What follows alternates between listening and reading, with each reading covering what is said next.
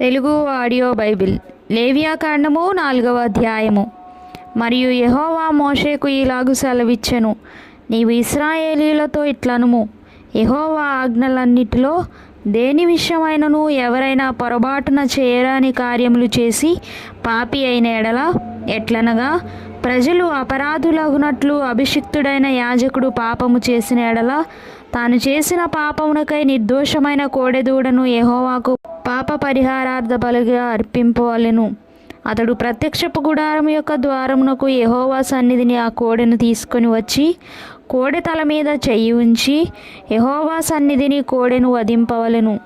అభిషిక్తుడైన యాజకుడు ఆ కోడెదూడ రక్తంలో కొంచెము తీసి ప్రత్యక్షపు గుడారమునకు దాన్ని తేవలెను.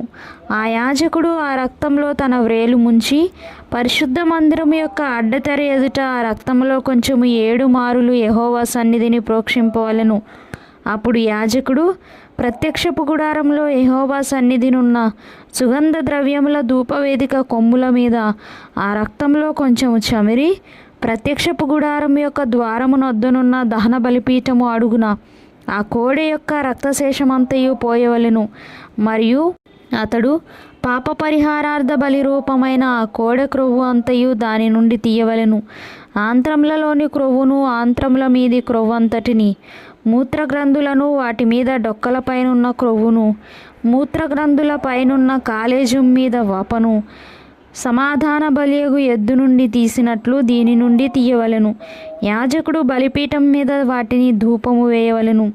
ఆ కోడె యొక్క శేషమంతయు, అనగా దాని చర్మము, దాని మాంసమంతయు, దాని తల, దాని కాళ్ళు, దాని ఆంత్రములు, దాని పేడ, పాలెము వెలుపల బూడిదను పారపోయి పవిత్ర స్థలమునకు తీసుకొని పోయి అగ్నిలో కట్టెల మీద కాల్చివేయవలెను. బూడిద పారపోయి చోట దాన్ని కాల్చివేయవలెను.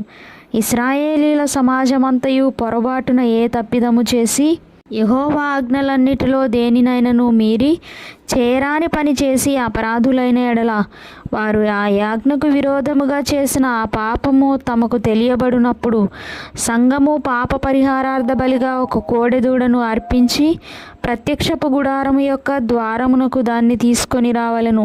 సమాజం యొక్క పెద్దలు యెహోవా సన్నిధిని ఆ కోడె మీద తమ చేతులుంచిన తరువాత యెహోవా సన్నిధిని ఆ కోడెదూడను వధింపవలెను.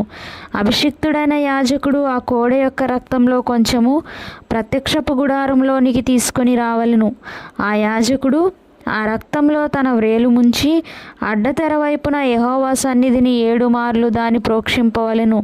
మరియు అతడు దాని రక్తంలో కొంచెము ప్రత్యక్షపు గుడారంలో యెహోవా సన్నిధినున్న బలిపీఠపు కొమ్ముల మీద చమిరి ప్రత్యక్షపు గుడారం యొక్క ద్వారమునొద్దనున్న దహన బలిపీఠపు అడుగున ఆ రక్తశేషమంతయు పోయవలెను. మరియు అతడు దాని క్రొవ్వు అంతయు తీసి బలిపీఠం మీద దహింపవలెను. అతడు పాప పరిహారార్థ బలియగు కోడెను చేసినట్లు దీనిని చేయవలెను, అట్లే దీని చేయవలెను. యాజకుడు వారి నిమిత్తము ప్రాయశ్చిత్తము చేయగా వారికి క్షమాపణ కలుగును. ఆ కోడెను పాలెము వెలుపలికి మోసుకొని పోయి ఆ మొదటి కోడెను కాల్చినట్లు కాల్చవలెను. ఇది సంఘమునకు పాప పరిహారార్థ బలి. అధికారి పొరపాటున పాపము చేసి తన దేవుడైన యెహోవా ఆజ్ఞలన్నిటిలో దేనినైనను మీరి చేయరాని పనులు చేసి అపరాధి అయిన ఎడల, అతడు ఏ పాపం చేసి పాపి ఆయనో అది తనకు తెలియబడిన ఎడల, అతడు నిర్దోషమైన మగ మేకపిల్లను అర్పణముగా తీసుకొని వచ్చి ఆ మేకపిల్ల తల మీద చెయ్యి ఉంచి దహన బలి పశువును వధించు చోట యెహోవా సన్నిధిని దాన్ని వధింపవలెను. ఇది పాప పరిహారార్థ బలి. యాజకుడు పాప పరిహారార్థ బలి పశు రక్తంలో కొంచెము తన వ్రేలితో తీసి దహన బలిపీఠము కొమ్ముల మీద చమిరి దాని రక్తశేషమును దహన బలిపీఠము అడుగున పోయవలెను. సమాధాన బలి పశువు యొక్క క్రొవ్వు వలె దీని క్రొవ్వంతయు బలిపీఠం మీద దహింపవలెను. అట్లు యాజకుడు అతని పాప విషయంలో అతని నిమిత్తము ప్రాయశ్చిత్తము చేయగా అతనికి క్షమాపణ కలుగును. మీ దేశస్థుల్లో ఎవడైనను పొరపాటున పాపం చేసి చేయరాని పనుల విషయంలో యెహోవా ఆజ్ఞల్లో దేనినైనను మీరి అపరాధి అయిన ఎడల, తాను చేసినది పాపమని ఒకవేళ తనకు తెలియబడిన ఎడల, తాను చేసిన పాపం విషయమై నిర్దోషమైన ఆడు మేకపిల్లను అర్పణముగా తీసుకొని వచ్చి పాప పరిహారార్థ బలి పశువు యొక్క తల మీద తన చెయ్యి ఉంచి దహన బలి పశువులను వధించు స్థలమున దాన్ని వధింపవలెను. యాజకుడు దాని రక్తంలో కొంచెము వ్రేలితో తీసి దహన బలిపీఠపు కొమ్ముల మీద చమిరి దాని రక్తశేషమును ఆ బలిపీఠము అడుగున పోయవలెను. మరియు సమాధాన బలి పశువు యొక్క క్రొవ్వును తీసినట్లే దీని కొవ్వంతటినీ తీయవలెను. యెహోవాకు ఇంపైన సువాసనగా యాజకుడు బలిపీఠం మీద దాన్ని దహింపవలెను. అట్లు యాజకుడు అతని నిమిత్తము ప్రాయశ్చిత్తము చేయగా అతనికి క్షమాపణ కలుగును. ఎవడైనను పాప పరిహారార్థ బలిగా అర్పించుటకు గొర్రెను తీసుకొని వచ్చిన ఎడల నిర్దోషమైన దాన్ని తీసుకొని వచ్చి పాప పరిహారార్థ బలియగు ఆ పశువు తల మీద చెయ్యి ఉంచి దహన బలి పశువులను వధించు చోటను పాప పరిహారార్థ బలియగు దానిని వధింపవలెను. యాజకుడు పాప పరిహారార్థ బలియగు పశువు రక్తంలో కొంచెము తన వ్రేలితో తీసి దహన బలిపీఠపు కొమ్ముల మీద చమిరి ఆ పీఠము అడుగున ఆ రక్తశేషమంతయు పోయవలెను.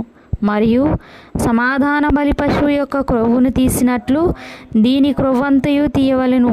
యాజకుడు యెహోవాకు అర్పించు హోమముల రీతిగా బలిపీఠం మీద వాటిని ధూపము వేయవలెను. అతడు చేసిన పాపం విషయమై యాజకుడు అతని నిమిత్తము ప్రాయశ్చిత్తము చేయగా అతనికి క్షమాపణ కలుగును.